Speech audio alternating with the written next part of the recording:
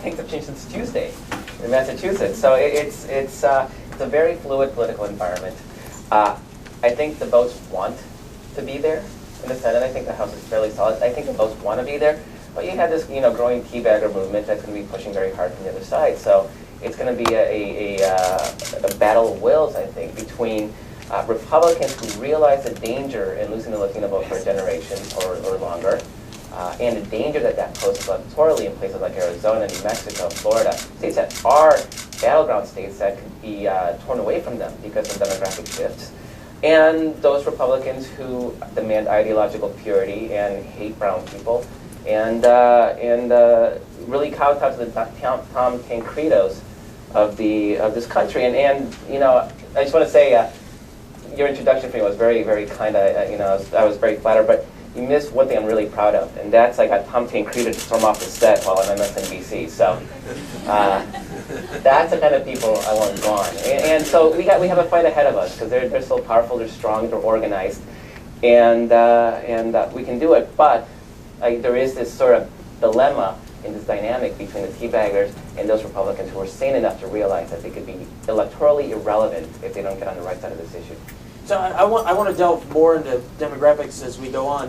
What argument do you make to a member of Congress who is afraid to vote in favor of this, who thinks it's political doom for them? What is the case that you make? There's probably a few districts around the country that may actually be the case. There are some places where the issue is fairly toxic, but generally speaking, Republicans thought that immigration was their silver bullet in 2006 and 2008, and clearly the issue had zero relevance. Because people really right now are concerned more on bread and butter issues. They're concerned about jobs.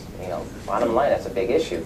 So the immigration stuff really has very little resonance. If you look at the polling from America's Voice, recent polling showed that all, among Republicans, Democrats, and Independents, over 60%, between 62 and 68%, believe in comprehensive immigration reform. It's actually good policy. It's politically popular. As we've learned with our current Senate, popularity and good policy are pretty much irrelevant with that dysfunctional bunch. But the hope is that we can corral the 60 votes. And it's going to be weird because it's not going to be a 60-40, 60 Democrats and one Republican, or 59 Democrats and one Republican. There's going to be a lot of crossover votes on both sides. I mean, we're going to have Democrats who oppose this, and we're going to have Republicans who support it. Our key is our hope is that those Republicans who support it do end up voting the right way, because if anybody has something to fear, it's those guys, and not in the general public, but in their primaries, because the teabaggers are getting organized, and they're going after people hard in primaries. You mentioned the economy and jobs, and I think even a lot of progressives who otherwise are completely in favor of doing immigration reform ASAP, right now are arguing that economy, jobs should be the only thing coming out of people's mouths. How do you? I mean, I think you've got great experience at navigating between those two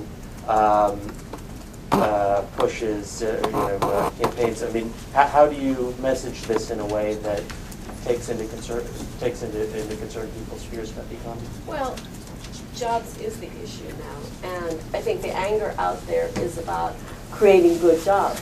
And people who work hard every single day to support their families are angry that who's getting the bailout, who's getting the support, who's getting the help.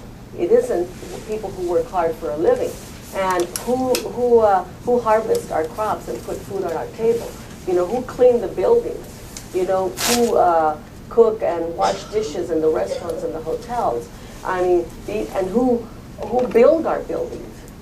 These are men and women who work hard every single day. They're part of the working class of this country. We need them. We depend on them. And this country is very hypocritical because we pretend they're not undocumented when they do all these services for us all over the country, almost every single state, almost every single town and city in this country. But then when it comes for us to respond to their need, which is to bring them out of the shadows, then we say all of a sudden, we call them names. They're illegals, they're aliens, they're lawbreakers. Shame on them. Well, I say shame on us. Look at ourselves and say, who works hard in this country? And I think we have got to remind everybody that immigrants and undocumented immigrants are workers who produce, who build this country, who have for generation after generation.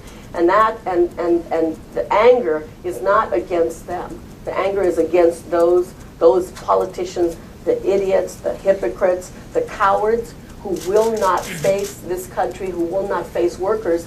And as Marco says, you know, the election on Tuesday or any other election, they've never been lost because of the immigration issue. They've been lost because those politicians are cowards and won't fight hard for people who work in this country. And it's time for this, this labor movement has responded, changed its policy a few years ago, and has actively been involved in the immigration debate. We want to make sure in any immigration proposal for legislation that is developed, that proposal has protections for workers, has protections for the undocumented, has protections for native-born workers. As long as those protections are in there, then there is no problem amongst all of the workers. Because we either get lifted together or we get torn apart and get pushed against each other. We're all going to lose if we get pushed against each other. We have got to fight hard for all of us to be lifted in this country. And immigrants and undocumented immigrants are an essential part of the working class of this country. Can you talk about the framework that the labor community has put together in the last year or so even? What is it? What's the priority of it? What kind of work are you doing now? Well, certainly the legalization of all of those who are undocumented is a priority, because we know in the workplace we can't have side-by-side workers who are undocumented and those who are native-born and citizens. We need workers to have all the same rights. So that goes to the legalization. And I think the most controversial was around the future flow, is how do we address future flow in this country? And one thing for sure is we don't want to address future flow in such a way that brings in immigrants to do the work when we need them and then tosses them away because we don't need them. We don't need that subclass in this country. We need any immigrant who comes to fill a need in this country, that they be given the full rights as all the workers. We want equality in the workplace. That's what's going to protect native-born workers. So I think that with the issue of the future flow, that we've got to address it with labor protections, and we've got to address it when it's needed, and not bring in workers when other workers are unemployed here in this country.